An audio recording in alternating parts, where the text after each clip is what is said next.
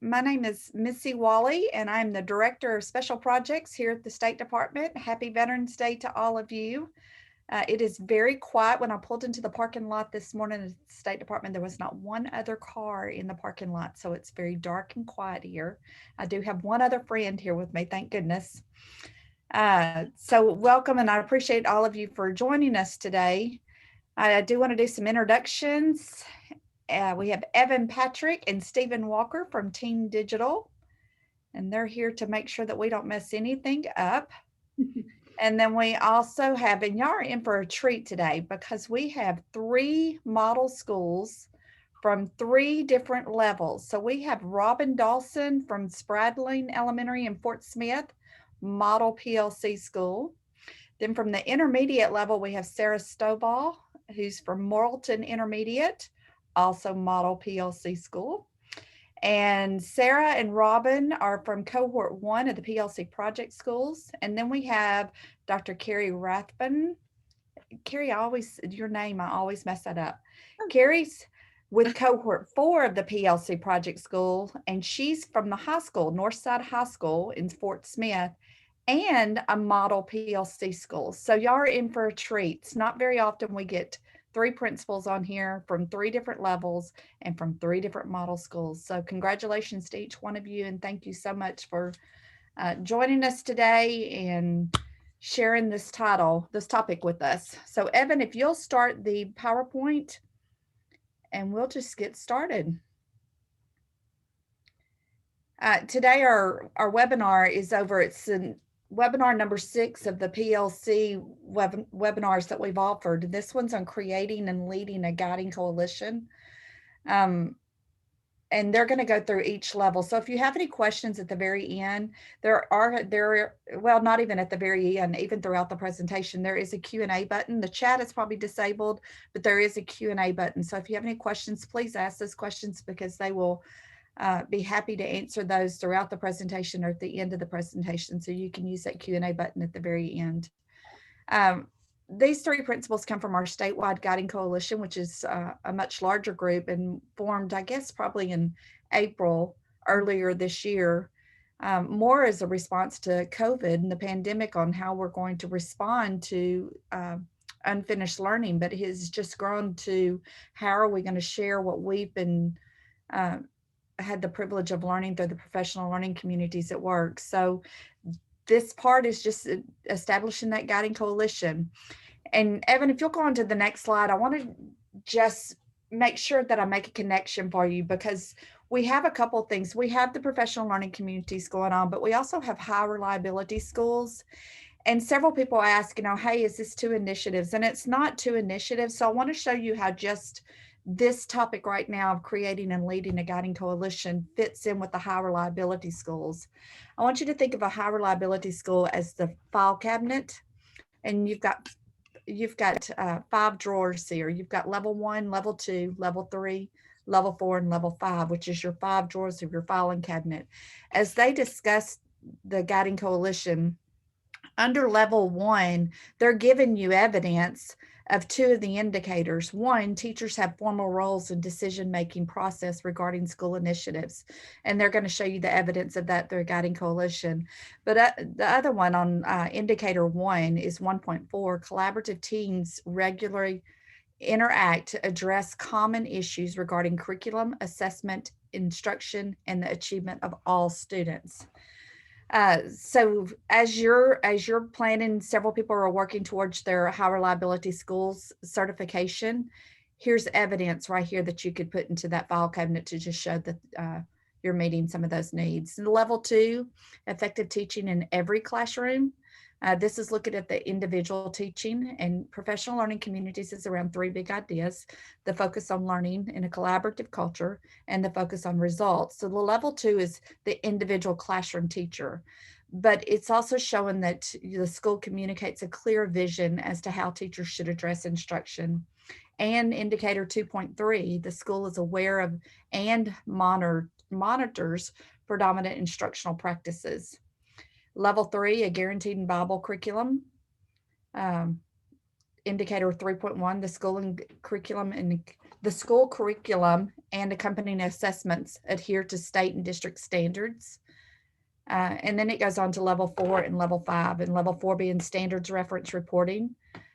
The school establishes clear and measurable goals, and you can read the rest of that. And then the competency-based education, that goes more along with the intervention and extension that comes with the questions 3 and 4 of the professional learning communities. But just basically what I wanted you to see is what they're presenting and they're creating and leading a guiding coalition fits right in with the high reliability schools. And they're about to present to you evidence from those guiding coalitions that can be used towards your high reliability. So I'm going to pass it on. I've already introduced them. You've got Robin, Carrie, and Sarah, who will be presenting, and they'll be presenting in that order. However, at the very end, they're going to come back and present what a guiding coalition looks like on an elementary campus, on an intermediate campus, and on a high school campus. So ask questions. And now I'm turning it over to Miss Robin Dawson to get us started. Thank you, Missy. I'm so excited to get to be here today and get to visit with you. It's just such a joy for me to get to share any knowledge that I have about the PLC process. I was privileged to be in cohort 1, had a fantastic coach, Diane Kerr from Solution Tree, and lots of other people that have come in, held our hands for the last 3 years. And now we're flying on our own with still some support from them and the Department of Ed. So we really appreciate and are thankful for the Department of Ed and for the state of Arkansas and Solution Tree for what they've poured into our school.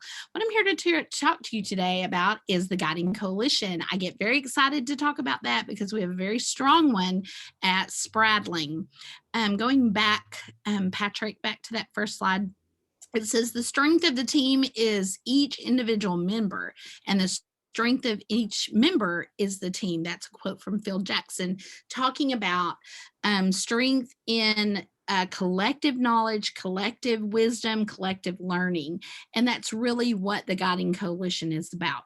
So today, Evan, we're going to talk about why do you need to be on a guiding coalition? Why even have one? Who needs to be on it? And how you form it, and then how it looks at each individual level. So I'm going to start by telling you about the why you want to have a guiding coalition. Before I had a guiding coalition at Spradling, we had a leadership team. They mainly met intermittently just about if I had big issues coming and I just wanted some feedback or some bounce back. It could be about anything. It could be about how we were going to address, either social issues or just even a potluck. It didn't matter. They gave me feedback on just whatever was coming down the pipe. If the district was having a new initiative, I would get with that team and I would talk to them about how it might look here at Spradling. The Guiding Coalition is nothing like that. That is not the type of team that we have now. So let's talk about that why. What we have to understand and we have to acknowledge as school personnel is that as change agents, we have to know that not one person in our buildings has the energy, the expertise, the influence to lead a complex change process. And that is so true. It doesn't matter how good or how knowledgeable the leader is. We don't have the ability to lead that until we get that knowledge anchored in our organization's culture. And first, we have to gain support from our key staff members. And that's about that learning together, getting knowledge together, getting vocabulary together so that we all understand what the change is. And that takes time. It doesn't happen overnight. But if you try to lead this change in your building without pulling together a group of key staff members as either your team, your leadership team, or your guiding coalition, it won't work. It will never have the effect it needs to have. All right. Also, we have some researchers and we have some authors that have let us know. Jim Collins says that it's important to have a successful organization. You've got to get the right people on the bus. And so, in order to change an organization, to make a major transformation, and really it's a reformation, with culture, to have a culture change and a mindset shift, you've got to have the right people on your guiding coalition. John Calder tells us that building the culture around every six students succeeding is a major shift. That's not what education has thought for years and years. We have taught to the middle for many years. But if we're going to shift our mind thinking, I have to be careful when I say that. If I'm going to, we're going to do that shift, then we've got to build a culture around every student succeeding. And often that shift will not make it. It will fail if there's not a guiding coalition. And then Roland Barthes says, leading by example is the purest form of leadership, which is another reason that you need a guiding coalition. You need someone other than the administrator in the building, being the role model, setting the example for leadership in the building. In my building, I always like to say that I'm very off balance. I have way more leaders on my staff than not leaders. And I'm constantly trying to build that up to where more of them are leaders. I'm kind of outnumbered right now, and I like it that way. If you get the right team, then the right team will lead the right work. We all know we work hard, we work long, we're all just doing all we can do, but we have to say, is it the right work? Because that makes a difference. If we're just working hard, but it's not the right work, we're not going to have that shift that we need to have in our buildings. So, this guiding coalition, another reason to have them is for accountability. The guiding coalition is going to take responsibility for the staff's learning and implementation of the process within your building. And then sustainability. If you're the only one leading the work and you're the one with all the knowledge, then when you walk out the door, when you leave to retire, or you go to another building, or you're moved, or you just whatever, you go to another job, the process goes with you. There's nothing there to sustain it. And so if you have a guiding coalition, that dedicated group of leaders that are in your building, they're going to guarantee the sustainability of that process no matter who comes and goes. This year at Spratling, we had 6 new staff members, which was a big change for us. And we were able to just absorb them within our process. We're very careful about who we select, but then when we bring them in, we are going to be sure and train them, and the Our Guiding Coalition takes a big role in that. Okay, so now we want to talk about the who. And Dr. Carrie Rathbun is my co-worker here in Fort Smith Public Schools. She's the principal at Northside High School. We're actually a feeder school for her eventually, because I'm elementary, but she's the high school where my kids are going, which is pretty exciting that we have that good transition going on. But she's going to talk to you about who should be on the Guiding Coalition. Dr. Rathbun? Thank you, Robin. Okay, so this is pretty important to me. And the first thing I want to start by saying is that, yes, we're a model school, but we did not achieve model school status with the grant process. And that's very important to say that for me, because even though we do have the grant now, which I'm very appreciative for and thankful every day, but I want you to know that you can do this without the grant. You can do this work without the grant. And it's very important that you hear that and that you understand that. And I want to kind of lead you through that process of how we were able to accomplish what we did on our own with the support of our school district. And of course, with that Learning by Doing book, use that as your Bible. So if you'll go to the next slide, what she said, what Robin said about getting the people on the right seats on the right bus, that is key. It was very important to me that when the way we started, our district brought in a coaching academy, and that's really how we started with the Guiding Coalition. We had been dabbling in, the PLC Lite. That's what we were. So we had a few pieces here and there, but it wasn't until we really got down to looking at a guiding coalition, who needs to be on the guiding coalition, and then what do we want them to do, that we really started making strong headway at Northside. So the first thing that we did, I called my admin team and my leadership team, and I kind of had in mind the people that I wanted, but I sat down and it was a collaborative event with them about who do you invite to make sure that you have the right people on the right seats on the bus. So if you go to the next slide.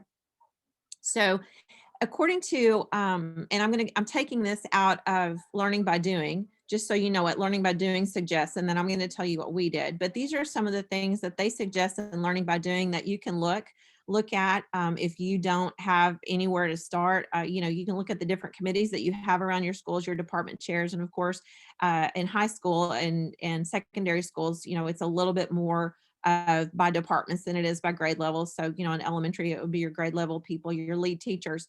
But those are some areas of people that you may want to consider to be on your guiding coalition. But what we did, we took someone out of each department at a high school. But it was very important for us that we distributed that leadership. And we took this as an opportunity to build our leadership capacity in school. Because like Robin said, you can't do this by yourself. And in Learning by Doing, they talk about, it says if a mission is truly to be successful, to be shared, it has to be co-created, not sold. And yes, there are a lot of things that we as principals do that we have to sell to our staff. But when you are talking about building a strong professional learning community, that has to be collaborative. That's what this whole process is about, is collaboration. And if you don't collaborate at the very beginning, you're not going to go anywhere. So it's important for us to find those people in every place in our school that we felt were leaders that maybe didn't have a good voice, a strong enough voice, but someone that could take what they were learning and what we were discussing back to their team and be able to share that. So that's kind of where we started.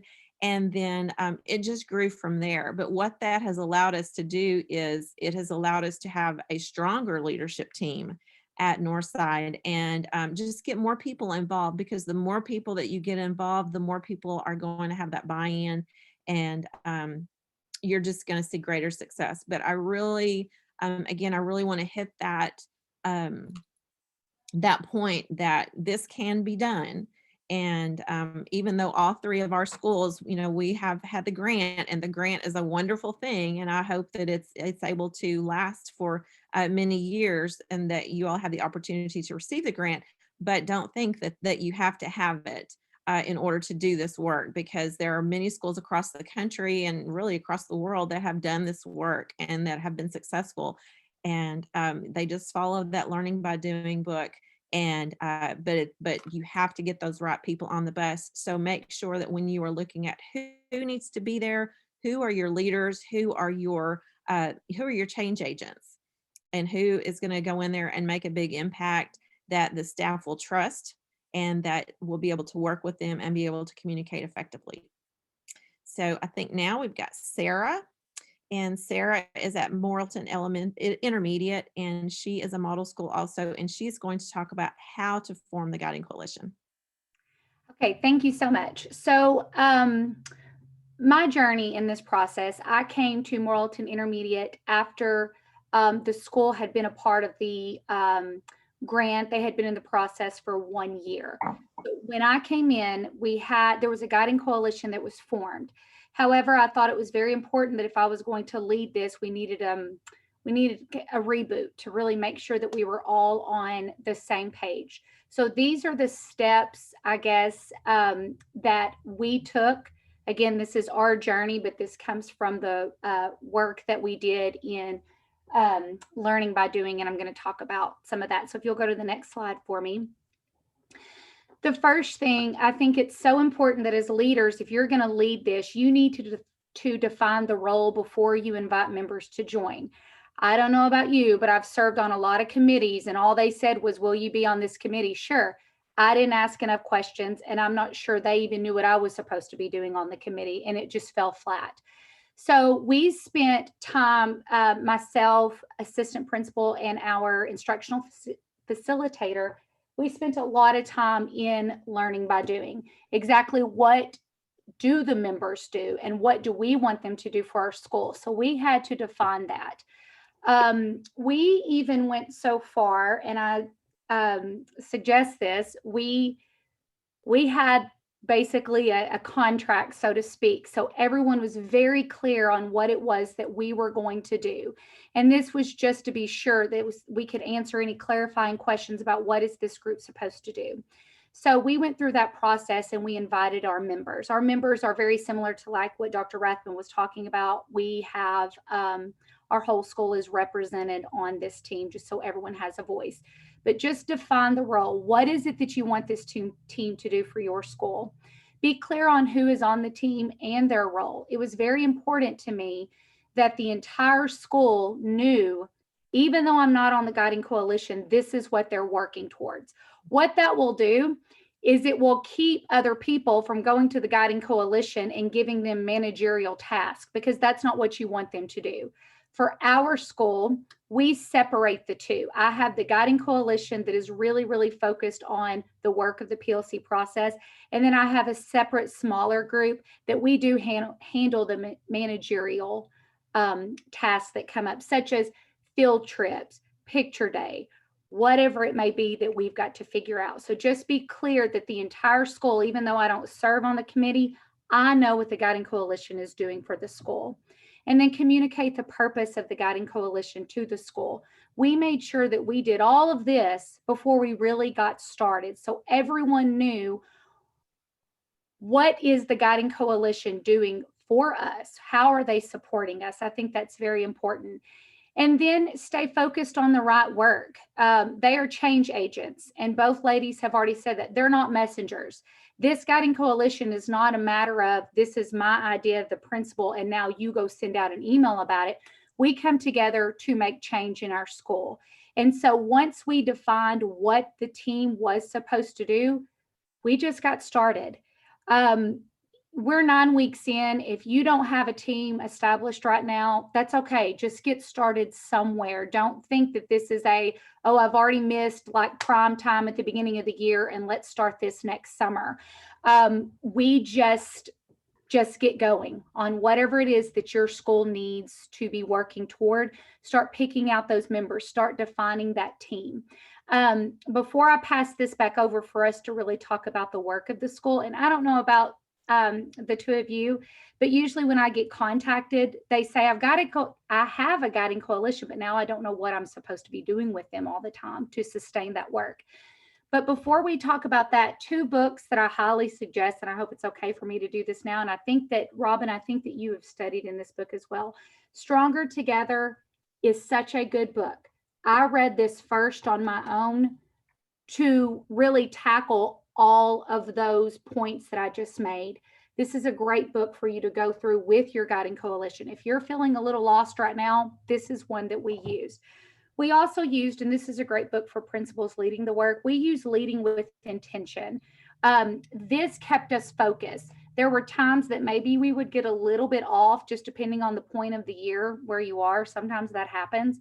We always go back to this book. I go back to this book to make sure that we stay on task. So these are 2 great books you can read now, you can dive into now, or if you already have a Guiding Coalition, get into this to really make sure that you are intentional about the work that you're doing. Okay, so to answer that last question, what in the world are we doing all year long with the Guiding Coalition? I'm going to pass it back over to Robin to talk about her process in her school. So, Sarah, I'm so glad you recommended those books. Those are so important. And I know Carrie and I both would say, yes, get those if you're just starting to look at this, and as well as the learning by doing. So what is the work? What does it look like? What does it look like at elementary? What does it look the same at elementary, intermediate, and high school? Well, of course it doesn't. But the process can work at any level. But we wanted to be sure that we specialized it for you. So depending on where you are, whatever level you work at, you can definitely have a vision for what it might look like. So at Spradling, at the elementary level, this is what we do. Our Guiding Coalition is composed of 13 staff. Now, that's not a magical number. I've heard of guiding coalitions that are 5 people or 6 people. I've heard of more than 13. So it's really just whatever fits for your building. But at our building, we have 1 rep from every grade level. That's our team leader. And we also have a rep from Pullout. We have a rep from SPED. We also have our counselor, and both myself and my assistant principal sit in on the Guiding Coalition. So that's what our Guiding Coalition, that's the people that are on it. We meet for 2 hours every other week. And we have built up for this. So don't think you have to start here, because we started out meeting originally once a month, and then it just grew from there. As you get deeper in the process, you have more things that you need to cover with the Guiding Coalition. And so in the beginning, you may not need that much time. I do want to tell you, just as an administrator, and if you're trying to think about how to make that work in your building, we switch off where the one time that we meet, we'll meet from 7:30 to 9:30. That way we capture actually some off contract time. It lessens the amount of time that my Guiding Coalition are out of the classroom and that I need to cover for that. And then the next time we meet, we will meet from, say, I think it's 1:30 to 3:30. And so I get a little bit on that end that time. However, we have found at Spradling, our teachers like everything within the contractual day. And so we do as much as we can to make sure that we get all of our meetings in between 7:30 and 3:30. And so that's how we make that work. And we do just cover the classes. We do not get subs. We don't have the ability to do that. And so that's how it works here. My Guiding Coalition drives our mission and vision. They definitely help create that with the voice from the staff, and everything runs through our mission and vision as an accountability for that. The Guiding Coalition gives the whole staff a voice. Some people are confused that the Guiding Coalition makes all the decisions. They don't. They actually are the voice for their co-workers within their teams. They're just the voice for them. And so we're constantly going back. Guiding Coalition is going back, getting information from the teams to when we meet, for them to bring their voice to the table. They're advocates for, and they hold accountability to the process. I always kind of liken my staff, my whole staff, as like veterans, because when you think about a veteran that's actually been in active duty or active service, and they have went out and they have fought for something, they have got their hands dirty, they have actually got in there and been in active duty for our country. They're not going to let someone come in and disgrace our flag or the way that we do things because of the work that they've done. Well, PLC is our flag at Spradling, and these people have been in active duty, and they did go fight for this model school status. And so I have a whole building full of veterans that are going to fight for this process, and they're not going to let somebody come in and go rogue on us and not follow the process. So they hold people accountable. The Guiding Coalition, it's actually part of their responsibility to do that. And it keeps all the responsibility off me. I'm not the one saying you must do this. My staff is telling other staff, you must do this. This Guiding Coalition sets our SMART goals for the school for the year. They do review data. We have a data day once a month where they come in and they compare the data to our goals. And we also do that within our teams as well, that they look at the SMART goal of the school and they make sure that the data from each team is in alignment and we're on trajectory to meet our goals. They bring in assessments and they review assessments as a group from all grade levels, and then they set proficiency levels. They get common understanding of what proficiency looks like on that. They do set expectations for the unit content for our whole school. They do decide what components are going to be in those units and how that will look. They do set the frequency expectations for our school, for our CFAs and CSAs. So they give every team an expectation of how often that should happen. And next slide. Also, they lead reflection on our current realities. So they lead a quarterly reflection day where we look at where we are and where we want to go, just to kind of step back and say what's next. They develop common knowledge and vocabulary among the staff. They do book studies. They have a growth mindset, and they do a book study within their own guiding coalition. We've done 3 in the last 2 years, and we've done the agility book. Right now we're on standards-based grading that we're going through. And so our guiding coalition is constantly trying to think ahead for what's coming up with our building and where we want to go.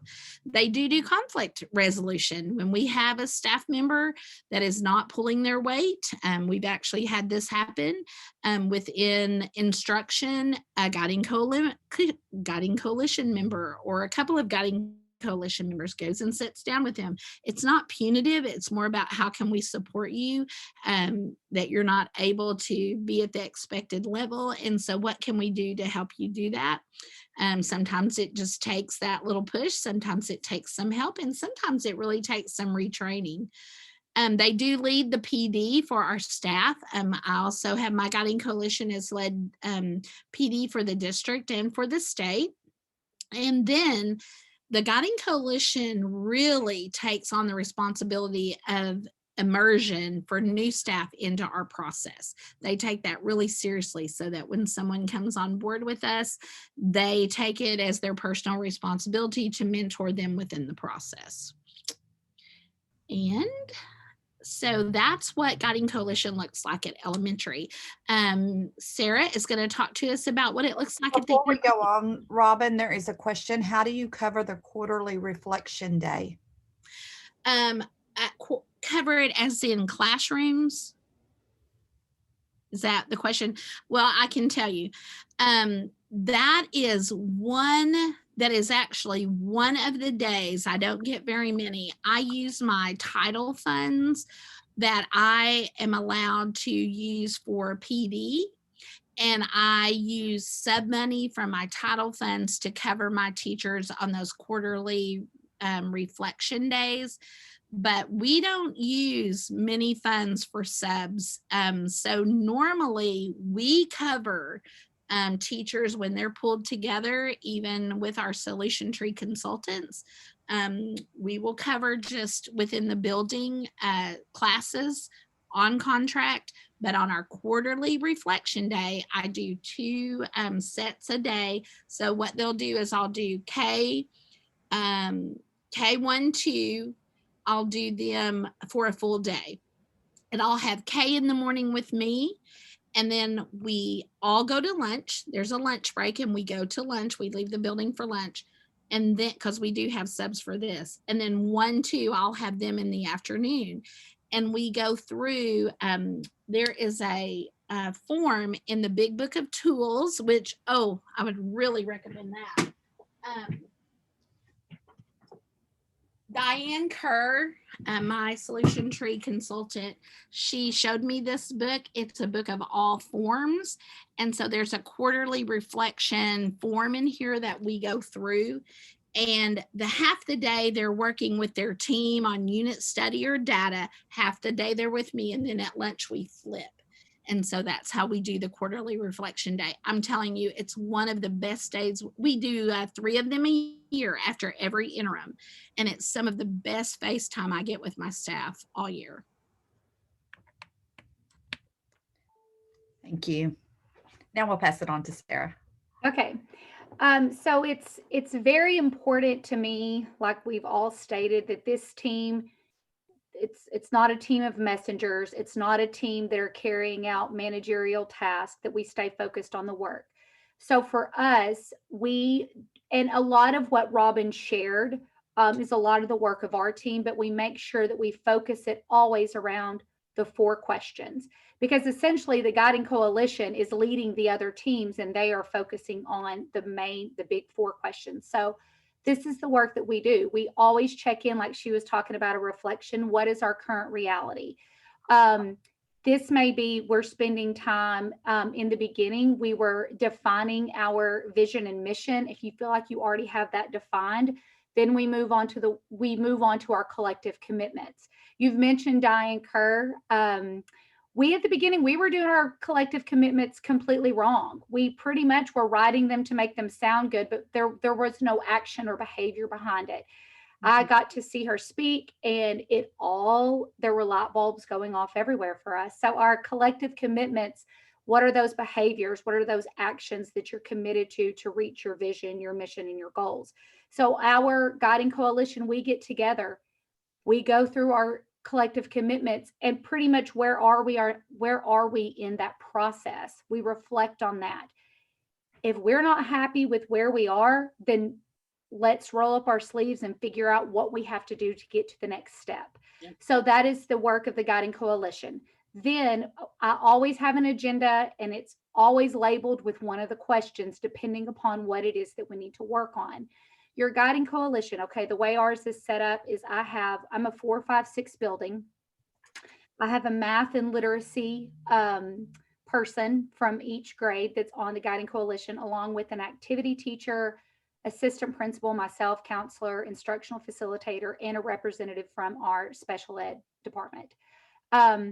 The Guiding Coalition is a great group to help you with the vertical alignment of your essential standards. If you've gone through the work of choosing those standards and you're struggling to get the whole school together to try to really go through to make sure that you've chosen the right standards, we use our Guiding Coalition to kind of vet through that. Just make sure that we are vertically aligned.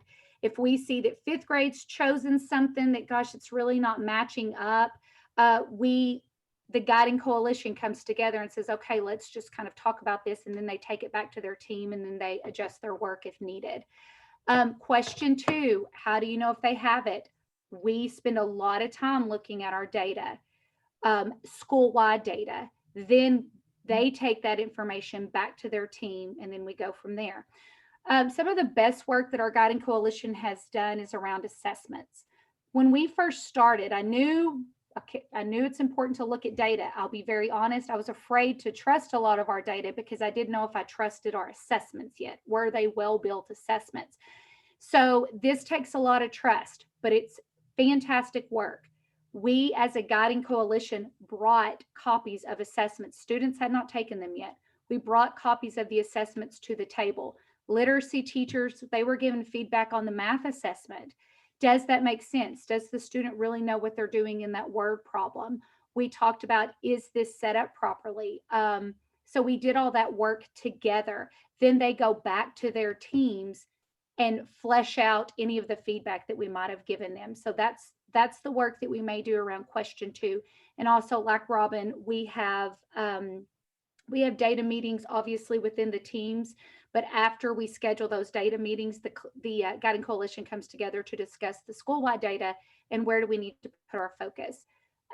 Question 3 and 4, what do we do if they don't have it? What do we do if they do? We have a 45-minute intervention block. That block and how that block is used is heavily influenced by our Guiding Coalition. They're bringing back maybe some of the problems or the ideas that their teams are having. We're coming together as a Guiding Coalition and making sure that our intervention and our extensions are running smoothly. So they really are the voice behind that.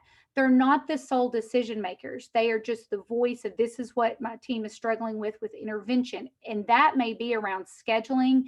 It may be around best practices. We share ideas during that team time. And then, like Robin said, they really are the support for our teachers, and they lead our teachers. Some of the best work that we did around this was we had all of the teams bring back, what are some of the issues that you're seeing? Is it that you're coming to your team meeting and that one team member has not done their homework, or they are trying to go rogue? We do role playing. We bring the problems to the table and just talk through that. What are you seeing in your team? And that just makes all of us stronger. But it was very important to me that we didn't get off task and let some of the other non essential work creep into this group, that on our agenda, everything is labeled with one of those questions.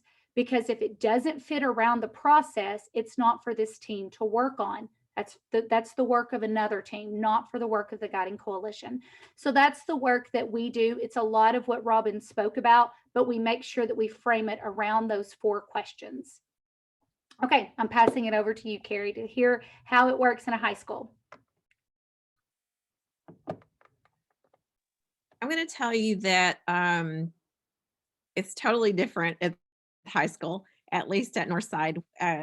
We do look at a lot of the same things that they're talking about, but it is, for those of you who are in high school, you know, high school teachers are pretty independent, and they work in their, you know, in their subject area. So what we really tried to do, like I mentioned earlier, it was very important that we have someone from each department as a representative on the Guiding Coalition. And at Northside, you may be familiar with the term department chairs. We switched it a few years ago to instructional chairs to put the focus on instruction instead of just being someone who ordered paper, pencils, you know, staples, paper clips, things like that, that you are an instructional leader. So we made sure that we represented each area in our school, from, you know, PE all the way to English. And then when we started that Guiding Coalition, and I liked what I think it was Sarah said, I liked, you know, if you haven't started this yet, that's okay. Jump in there and start the work. You don't have to wait until July or August to say, oh, I can't. You know, it's kind of like when you go on a diet and you mess up and you can't go, oh, I'm going to wait until next week to start. You know, just get up and start the next day.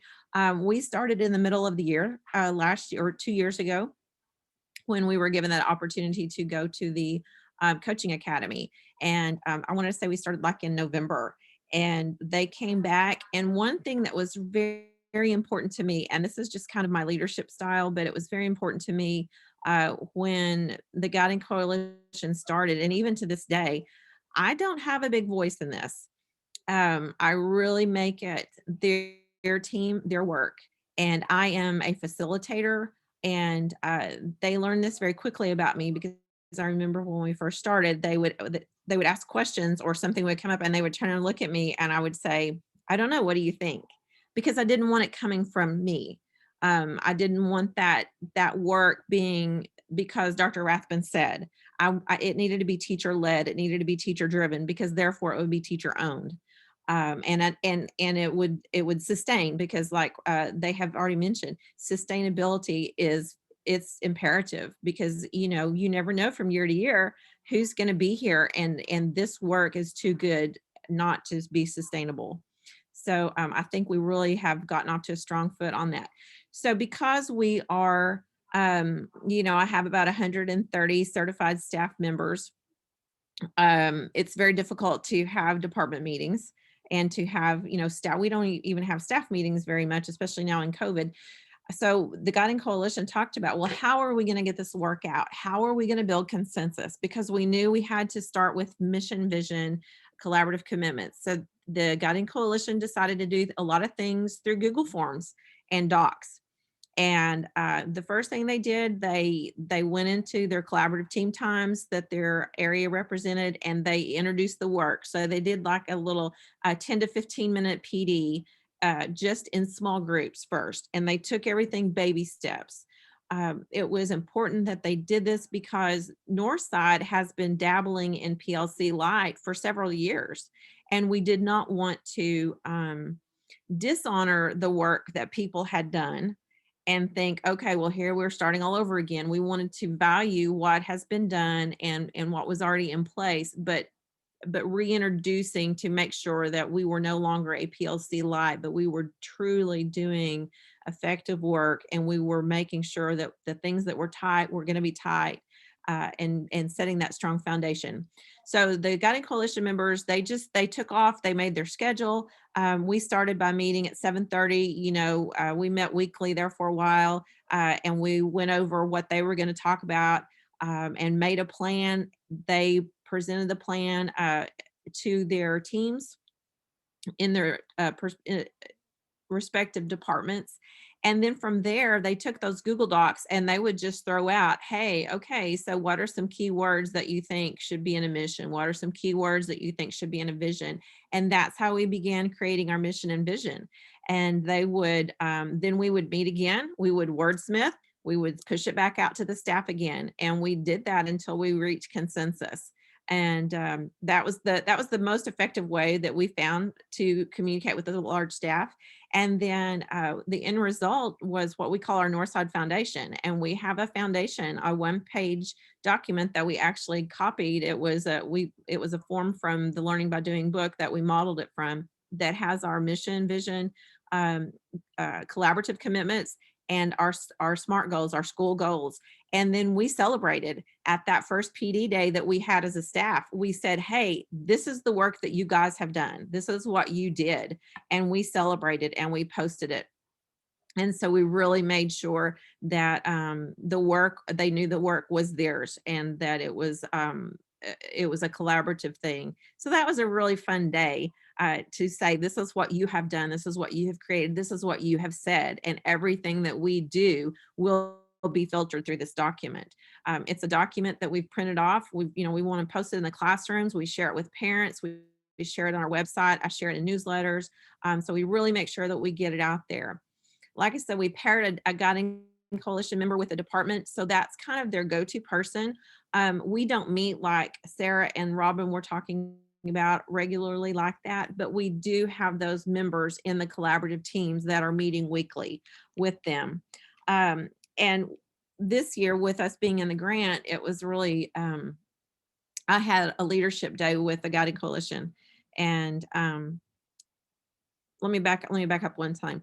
When we started this, we had a department meeting at the end of the year, and we were talking about our school goals because we knew that was the next step that we had to go to. So I had an instructional chair meeting and I invited the Guiding Coalition. Well, my instructional chairs are people that have been on staff for many years. They've held that position for many years. And the Guiding Coalition are some of my newer teachers to the building. So we had a big meeting and we presented this work to them. And it was so powerful to see the instructional chairs' reactions to what the Guiding Coalition members were saying. And you could just see their minds going, okay, I'm going to have to step up my game. This is important stuff that they're bringing. How can I be involved? So that was a really cool thing. So then this year, when we met with Eric Twaddell with our leadership team for 2 days a few weeks ago, we were talking and it was with the Guiding Coalition. But we realized too that a school as large as ours, we have over 1,800 students and, like I said, about 130 staff members. That 12-member Guiding Coalition, they can't do the work by themselves. It's just too much. And one member, she said, we need to get these instructional chairs in here and we need to expand this role. And she said, it's like we're the Avengers and the Justice League. We're two separate teams, but yet we're all working for the common goal. And I love that. I was like, that is exactly it. So we came together right after that. We set a meeting up and we came together and we talked about, okay, what are our leadership roles? What is your leadership role as an instructional chair? What is your leadership role as a Guiding Coalition to make sure that we are meeting our SMART goals and our school goals? So that was very powerful. You can go to the next slide. And this is just kind of some other things that I just talked about, but our Guiding Coalition, they have led several of our PD sessions. And what's great is they do it. I don't do it.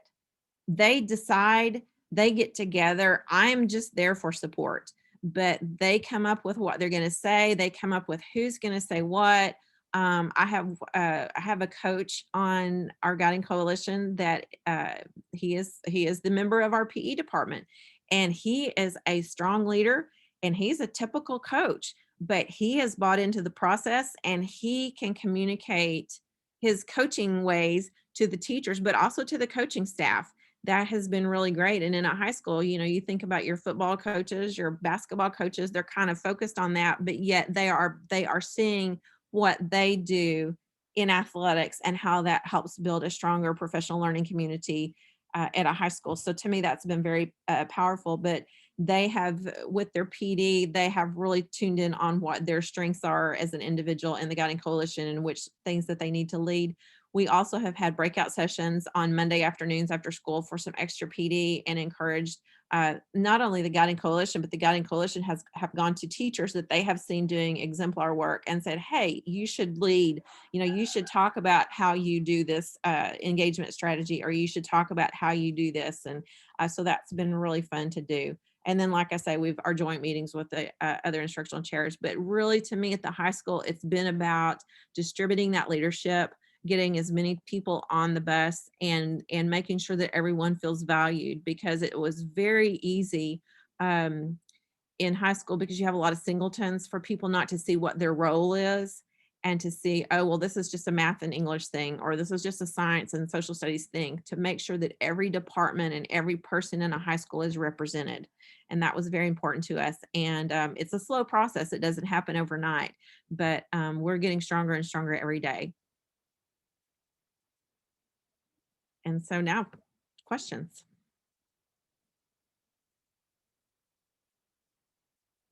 I think we've answered the questions that are in the question box, so keep those coming in. And what I do want to make sure that you heard from each one of them is make sure that the Guiding Coalition is doing the right work. This is not a managerial committee. This is one that is focusing on the 4 guiding questions on what do you want your students to know? How do you know that they know it? What do you do when they don't? And what do you do when they do? They shared several books, and we're about to show that slide as well. And there's the email addresses too. So there's several books that were shared. One is Leading with Intention, and I put the name of that one, but that's Jeannie Spiller and Karen Power. And what I want you to know on these books is several of these authors are also coaches in Arkansas, so they know the Arkansas work, and it's great stuff. One of the other books in the beginning, I talked about the professional learning communities and the high reliability schools. And this is just an anthology of work, just combining the two to show how the two of them go together. But what the other thing with that too is Sarah shared Stronger Together. And I believe that's Terry Martin and Cameron Rains, Yes. who's also, Cameron's also one of the authors for the high reliability schools with Bob Marzano. So a lot of this work crosses over with each other. And then Robin, I want to give you just a quick shout out, because Spradling is in What About Us. Both of Sarah and Robin talked about Diane Kerr, and she's one of the authors of this book. And on page 188, 185, you'll see Spradling referenced in this book. So that's a great book for elementary schools if you're looking at how to make your K2 stronger. It's just a fantastic look at those really beginning years and how to make sure that they're included. And so we really recommend that, not just because we're in it, but because we know it's a good text.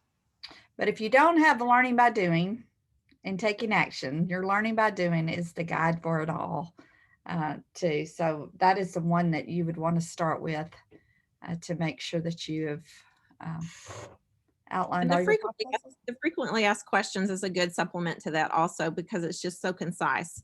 So we is. that one. Obviously, I have a library of books. What Carrie's talking about is the frequently asked questions, and that goes along with that learning by doing. So this is a much smaller book, and it is a good go-to. So those are just some resources. You also have the email addresses and the phone numbers for each one of these leaders. And they are available to help at any time. So just please reach out to them. I do want to bring attention, and Carrie mentioned this earlier too, is that Northside High School became a model PLC before they ever joined the PLC project. So just know that this is something that you don't have to wait to be a part of the PLC project. This is something that you can do prior to. And I think it's kind of exciting that they're part of the PLC project. You know, you may have people ask, well, why are they part of the project? Because they're already a model school.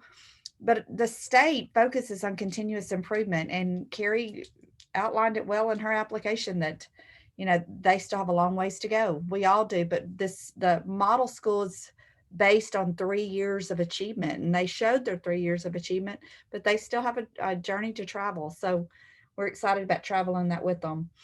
As far as webinars, we have several webinars. I discussed throughout here the mission and vision.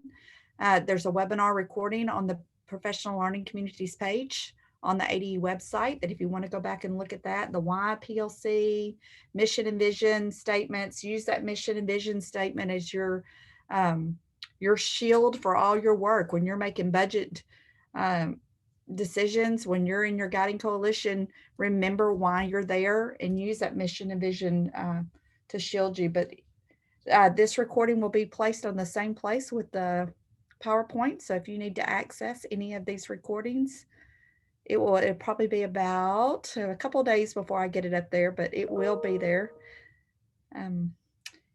Other than that, it looks like we have, Diane Kerr has joined us. So just know that we have an author among us. Thanks, Diane, for joining us. And I hope you saw that we shared your book. So no other questions. You have their information and it will be on that recording and you can reach out to them at any time. Thank you for joining us. And we did keep it right in an hour from 10 to 11. So thank y'all. Have a great afternoon.